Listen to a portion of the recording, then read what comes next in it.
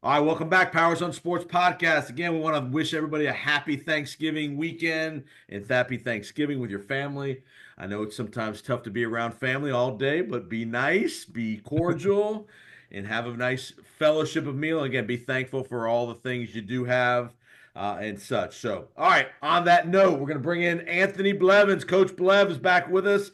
He's been with us throughout the year, periodically throughout the year, about every 3 or 4 weeks to give you little updates on college football, NFL, his perspective from the coaching world, former NFL assistant coach, UFL champion with the Birmingham Stallions, and all around good dude. Welcome back, Coach. Good to be back, man. How's everything going? Everything's going good. What's your Thanksgiving plans? Man, we're just gonna be here in Dallas, just kind of hang out.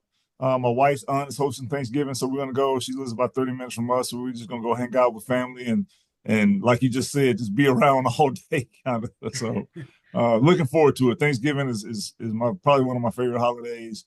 You get the traditional holiday meal without the hustle and bustle of Christmas. So sit back, watch a little football, and just kind of hang out with some family. What's your favorite side? What's your favorite dish? Side dish? What do you like to do? Dessert? Side dish? What's your thing? It's dressing. That's the age old debate is the stuffing is the dressing. Where I'm from, it's dressing. So All right, you got one of the unique perspectives. You actually coached in a Thanksgiving Day game with the Giants back in a couple of years back. Just give the audience a little perspective of what that's like, and I know you guys are used to playing on Thursdays, but just being on the national stage of a Thanksgiving Day, you probably played in Dallas, right? Was that the deal? You guys played in Dallas? played Dallas. Yep, played Where they Dallas. where they obviously are kind of the hosts every year. Just give a little perspective of that atmosphere of playing on Thanksgiving. Well, it's a different atmosphere playing on Thanksgiving. Like you play in the afternoon, you're not playing at night on Thursday night, so you don't have to wait around all day to get ready to play. But it's just a different perspective, and it's fun because it is the national game. It is the game you grew up wanting to be a part of, either playing in Detroit or playing in Dallas on Thanksgiving. The Turkey Day Bowl. You grow up and you play in the backyard, in the neighborhood. You play in the Turkey Day Bowl. This is the Turkey Day Bowl. Like there's nothing better than playing on Thanksgiving in this game. The national TV audience, everybody's watching you. When we played a couple of years ago, it was 42 million that watched us play that day. Wow. So that's a lot of people watching you play. And for the players, it's a chance to put on a show in front of the entire world. People that Right. may not have seen you play all year long, this is an opportunity to put on a show. But it's a fun game. The halftime's a little bit longer. They have a halftime show that's a little bit different than the normal game. Usually a musical entertainment kind of deal at Yeah. halftime. So, you come out of the locker room just a little bit early because we work on routine. So you come out of the locker room a little bit early, you kind of catch the back end of a show. So it's pretty good. Very cool. Very cool. All right, let's talk about the other big story that I know you have a little history there, and you know this person, the whole Daniel Jones situation in New York. Obviously, last week they make the decision to bench him early in the week, and then later in the week release him.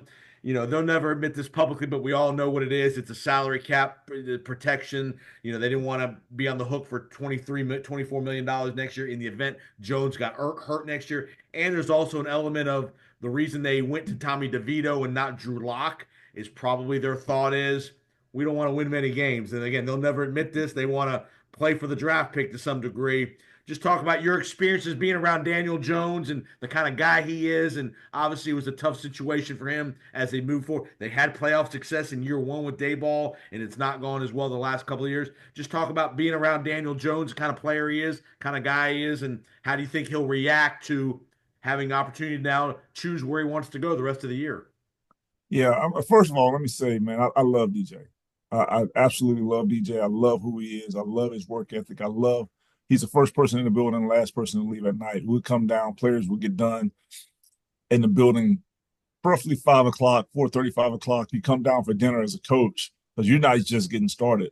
And he's still in the building. He's still watching tape. He's still building. I'll tell you a story. A couple of years ago, I was there, and it's about 3 days, 3, 4 days after the season. Everybody's kind of going on vacation. Nobody's in the building. No players in the building. It's just kind of coaches kind of finishing up the season.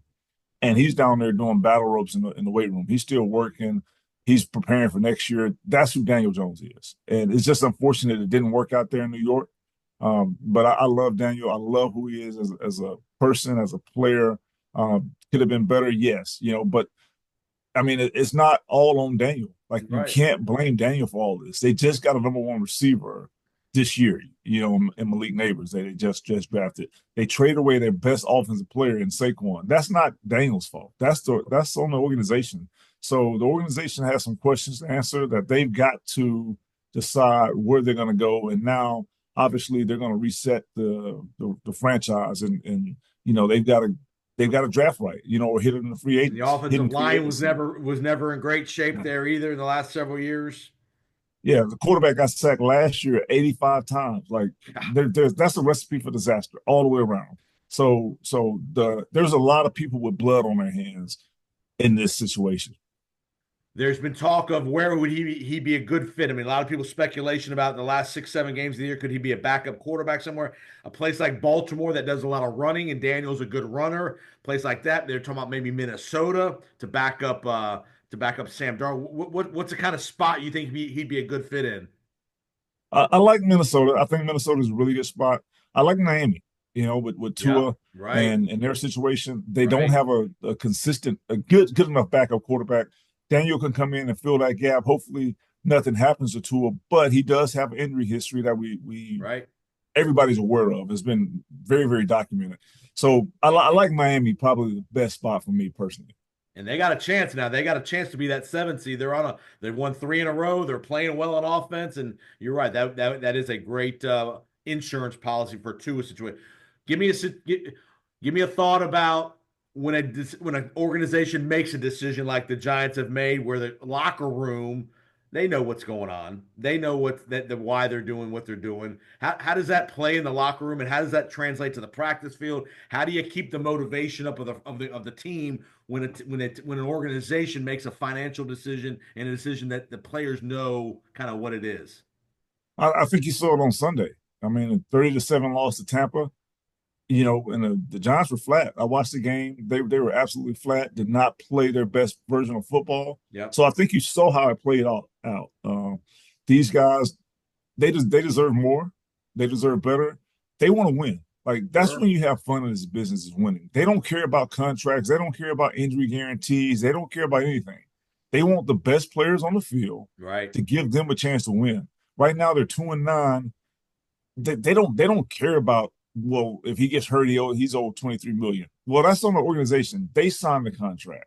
Right. So don't punish us and not play the best players out there. Don't put them out there. And I get it. I get the business side of it, but the business side of it does not play well in the locker room. No doubt, no doubt. Again, them not playing Drew Lock and just Drew Lock's clearly probably a better player than DeVito, but you can that they just don't want Drew Lock to go win games. That's the problem. They don't want him to go out there and win a couple games. That's going to ruin the draft pick, and so that's kind of where they're going.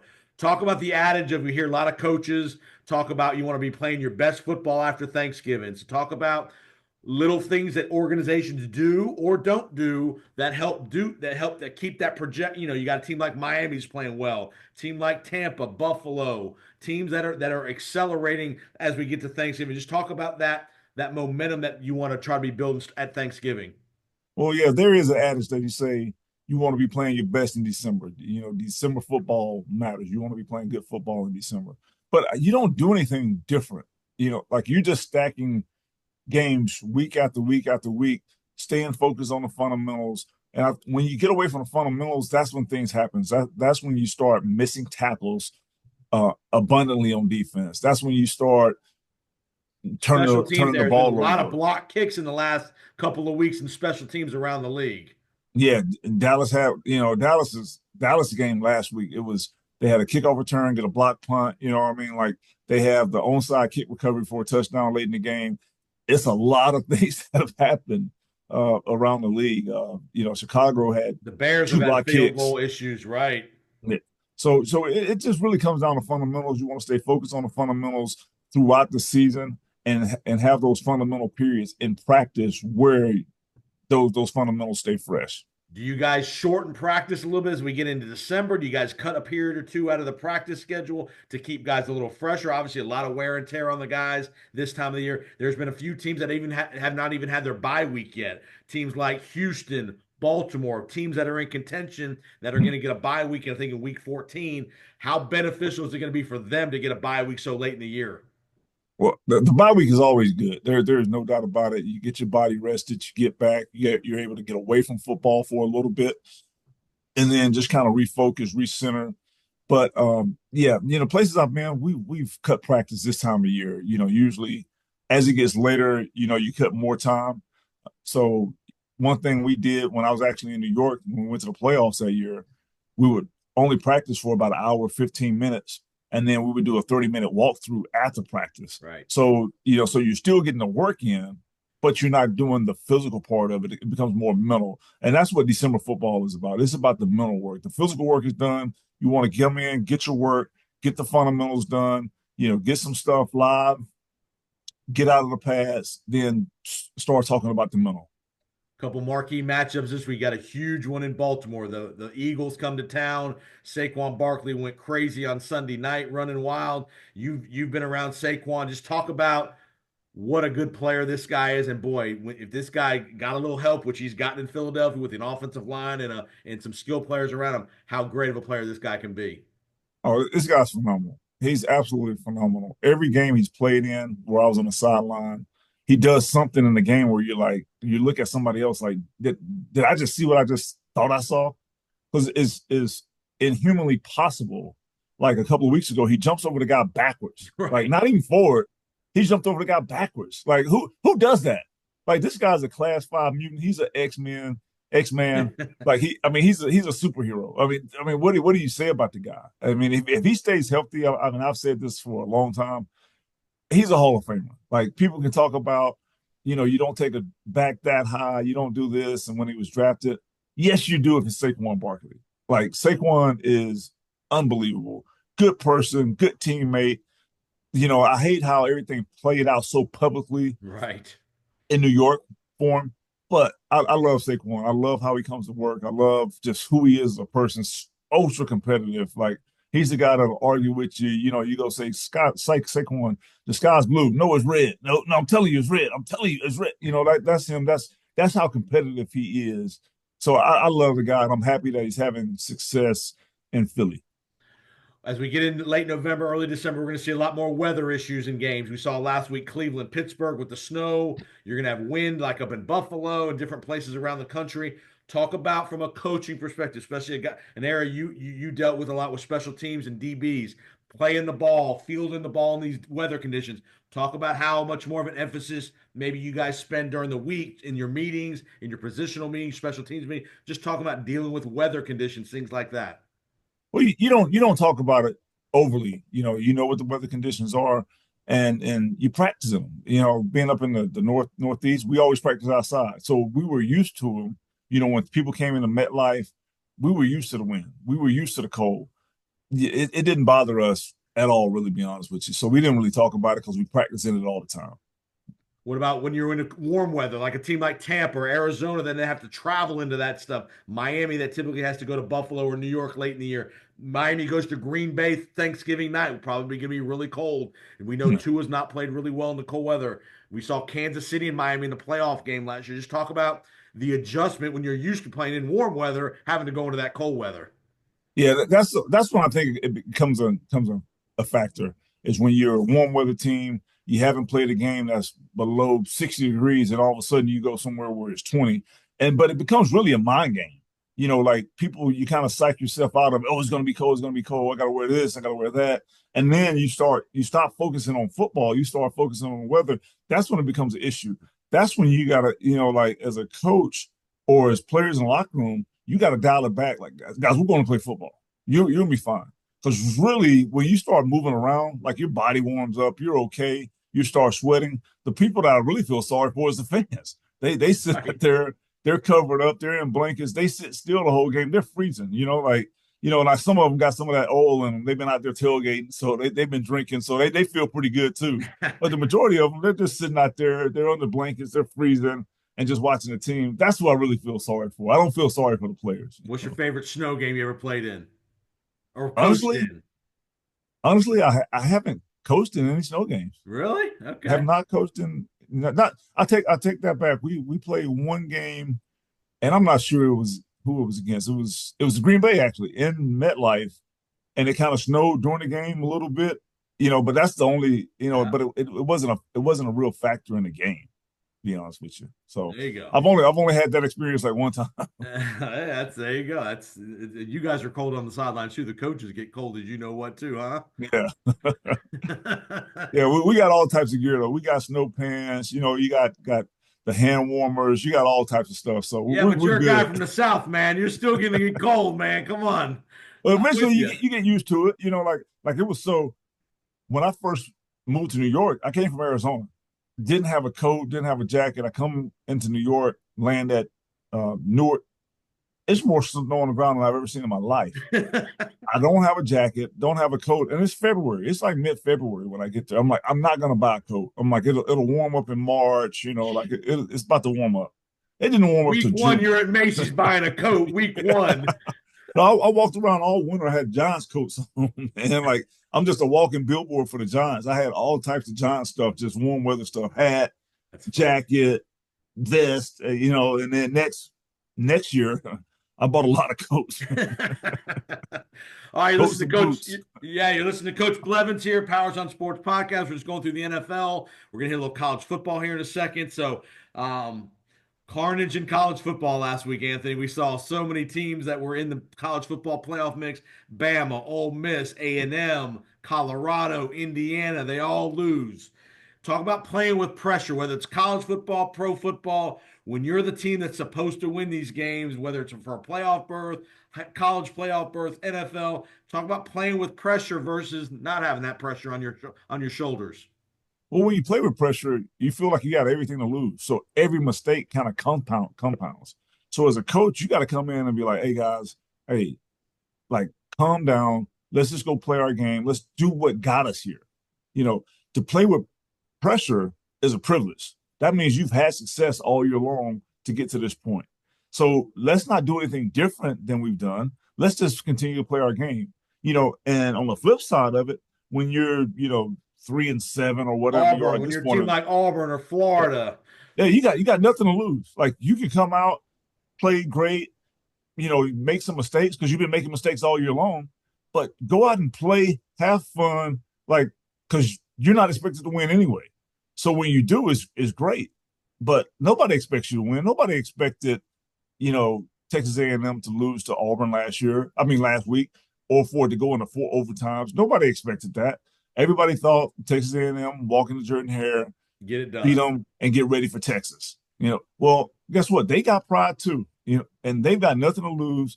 They've got everything to kind of gain, if you will. Oklahoma against Alabama. I mean, Oklahoma against Alabama, 5-5 team versus a team that's playing for a spot in the playoffs, potentially playing for a spot in the SEC championship game, and they come out and they just take it to Alabama. I mean, like they look loose, they look confident. If I didn't know, I would have said Alabama was the 5-5 team and Oklahoma was the 9-3 team or right? whatever they are.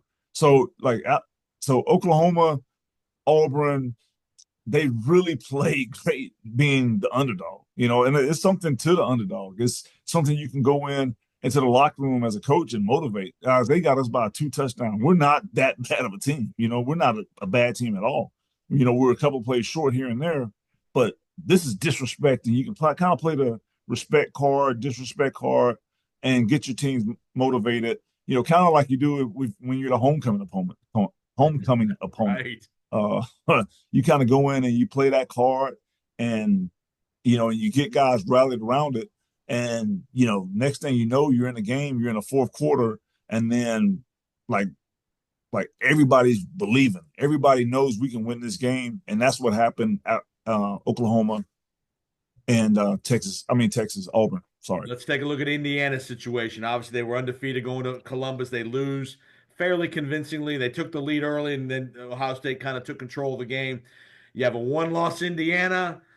you can't blame them for their Big Ten schedule. Just the luck of the draw of who they got to play this year. Obviously, they didn't play anybody huge out of conference. How do you handle an Indiana versus these SEC one-loss Indiana versus the three-loss SEC teams? How do you balance that when it comes to the rankings? I think you go with Indiana. I mean, it's not their fault. They did everything possible as their schedule fell the way it did. But a one-loss team over a three-loss SEC team, and we can talk about schedule, strength of schedule, all that type stuff. The fact is they're 10-1, and I agree. SEC teams are Three loss, 9-3. and they've They lost to some lost. bad teams in the SEC. Yeah. Bama, I mean, Ole Miss lost to Kentucky. Bama lost to Vanderbilt. Bama lost to Oklahoma. I Yeah. mean, A&M lost to Auburn. It's not like they're losing all of them to heavyweight teams. Like at the end of the day, at the start of the season, everybody controls their own destiny. Just win. As the Raiders say, just win, baby. So if you just win, everything else takes care of itself. So like you can't, to me, you're talking about comparing apples and oranges, like if you say Indiana comes out and loses someone to whoever they Purdue play this this week, week, they got Purdue the last game, yeah. If they then they're lose to out. a Purdue team that I think Purdue's like 1-10. They're out. If they lose to Purdue, now then I say they're out. But just because they lost to Ohio State, who is arguably one of Right. the better teams in the country, For sure. like that doesn't kick them out in my mind. How about a team that's close to you in Dallas, SMU, one loss SMU. They're going to make the ACC title game. If they were to lose to Miami or Clemson, that would be a two-loss SMU versus a three-loss SEC team for that 12th spot. Because basically, there's only, in my view, there's probably one wild card spot available right now. All the other spots are probably taken with Boise or Notre Dame. Obviously, if Notre Dame loses, but you still got some things. But talk about a one-loss SMU team that's pretty close to you that you probably know a little bit about. Yeah, I think a two-loss SMU team probably does not get in. I don't think SMU gets the respect nationally that they Right. probably deserve. And I think they're ranked ninth. So if they lose to a Miami in the conference championship game, they probably fall out of that 12th spot, to be Okay. honest with you, would have lost. Now, obviously, there's style points, and we talk about all of that. If they lose close one, maybe they drop down to 10 or 11. But that 11, 12 spot, that's a dangerous spot to be in. Because if a Boise State, they win their conference, they're the highest ranked, they bump SMU, and SMU is the first team Right. out. So that 10, that 10, 11, 12 spot, that's a dangerous spot to be in. A team With that's their kind and of they're flying ranked under the ninth now. radar. Yeah, go ahead. I said and they're ranked ninth. So Right. with a loss, they'll fall into that spot. So that's a dangerous spot to be in. A team that's kind of fallen under the radar, but boy, they are playing some consistent football, and they put it to another team that was playing really well, Notre Dame. They're just Yeah. kind of flying. That defense is really good. Riley Leonard and that offense is that running attack is good. Talk about Notre Dame a little bit, and boy, they could be they still got a test at USC. They need to win this game. They can't afford to slip up here. But boy, Notre Dame, they seem to be flying a little bit low here, but they are playing better and better every week. It seems like. Yeah, since their loss to Northern Illinois, they've probably been the best team in college football. They've really played lights out. They're running the ball, playing tough. They're playing good physical football, and I really like what they're doing. To be honest with you, Marcus Freeman, he's got that defense Yeah. going. I mean, they're flying around. I mean, and we can talk about they beat a at the time they beat a undefeated Navy team. They beat an undefeated Army team Right. last week. So they're playing some good competition, playing good ball. SC, they've got SC this weekend, which is a rivalry game. Right. SC is not what we thought they would be at the beginning of the season, but it's still SC Notre Dame. Right. So, we talked about a couple of weeks ago rivalries. Throw the records out of the window. I don't like you. You don't like me. I'm trying to kick your butt, and that's what this game will be. So I expect to see SC play a little bit better, but I do think Notre Dame wins. And let's go to the final one we'll talk about here. We'll get you out of here. The brawl in your backyard. Texas A&M. Haven't played in 13 years. Both teams have everything to play for. A&M, if they win, they're in the SEC title game. The thought is that if you make the SEC title game, you're going to make the playoff. But now there's a loop here. If A&M beats Texas but loses to Georgia, they'll have four losses. And can you put a four-loss SEC team in the playoff? I don't think so. Texas, obviously, if they lose, they don't have a great win on their schedule with two losses, and now there's a debate about that. Just give me a thought about this rivalry, and boy, all the marbles on the line for both teams. Well, I think Lane Kiffin said it best a couple of weeks ago. You don't want to be in the SEC championship. I think the easiest path is not to be in the SEC championship Right? because there are a lot of questions. You got Georgia, a two-loss Georgia team. You got Texas A&M. If they get in, they're a two-loss team. You got They'll have three losses. A and I'm M will sorry, have three. A&M have three losses exactly. Texas will have one, so they've got the better track into the college playoff. But I don't know if they beat A&M. I really don't know. I Right? think this is going to be a really good game. It's the hottest ticket in college football this weekend. Like the nosebleed tickets are for $700-800 on the top row, the last row of the stadium. That's a $700 ticket. That's the hottest ticket in college football right now. So it's going to be fun. They haven't played, like you said, in 13 years. So They don't I'm like each excited. other. They don't like each other. Two different schools, two different mindsets and mentalities of the Big schools. brother, little brother. Exactly. So this is the biggest game in the state. It might be the biggest game in college football this weekend. So I'm looking forward to it. I'll be tuned in. I'll be watching it.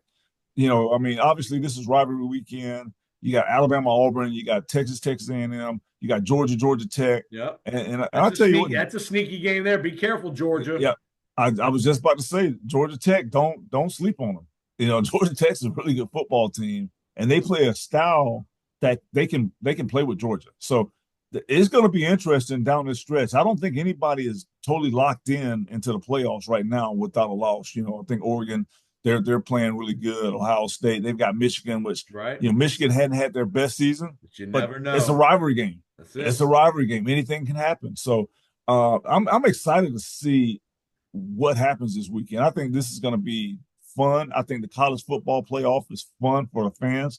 And this is what we talked about. I want to see somebody like a Boise State or Memphis or some, Indiana. you know, somebody get in and make some noise because that's been the age old adage. Well, Boise State can't compete. Well, they go out to the Fiesta Bowl, 15 years back and beat Oklahoma. So they can compete. So I want to see it on that full scale. I'm looking forward to it. I'm looking forward to all these games this weekend. And you Turkey and football, man. What's better? and you made a great point about Saquon before. Boise's got a generational running back with Genty, best running back, and you can give that guy the ball 35 times and slow the game down, and that's why Boise can beat one of these be a giant killer here because when you got a guy that you can hand the ball off to and they can run block, that really can be a massive advantage. Well, I mean, Boise played Oregon earlier in the season to a Right? three-point game. Had a chance to win it Yes. down the stretch. So Boise's no pushover. Just because they play in a different conference in the Mountain West, they don't get the national coverage they deserve. Boise is not a pushover. So expect Boise to make some noise if they get in the college football playoff. And their offensive coordinator is a guy that's had a lot of NFL success, Dirk Cutter, a guy that's had a lot of offensive firepower. He knows how to coach. He knows how to game plan things like that, and that's going to be something that's going to be very interesting is to how these teams in the playoff games game planning. You're going to see coaching advantages versus some programs versus others. So coaching, which as you know so much in special teams, especially who can make field goals, the prominent field goals. These are going to be huge factors in these games moving down the stretch. Coach Blevins, awesome job, man. Have a great Thanksgiving with you and the missus and the family. Enjoy the football, and we will talk in a couple of weeks, okay? Hey, sounds good, my man. Happy Thanksgiving to everybody. Hey, I'll see you soon. Okay.